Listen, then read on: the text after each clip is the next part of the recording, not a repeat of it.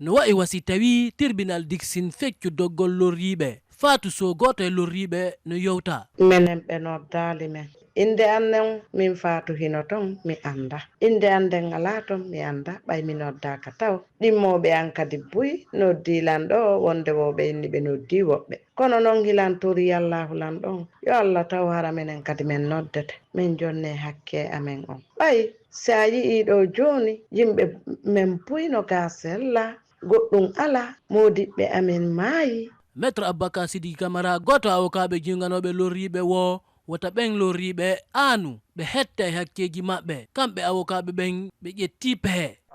Doggol yimɓe ko men naɓuno fewndo ñawore nden fuɗɗi ko yimɓe temeɗɗe jeɗɗo ko fawi tribunal ngal ko ɓen temeɗɗe jeɗɗo ko fawi fof hanuno jonnitugol haqqeji mum wonnoɓe ɗo ɓe alano ɗo ñawore nde waɗi guite maɓɓe walla ɓaawo maɓɓe ɓe fof ɓe hanuno hettugol haqqeji maɓɓe meɗe wulliti ka suudu ñawirdu mawndu simin hewti toon min landoto hoorejo ñawore nden yo wattu ɓe fof ka doggol lorriɓe hanuɓe hettugol haqqeji maɓɓe fiyo lorriɓe wargoji 28 septembre fof yo hettu haqqeji mum.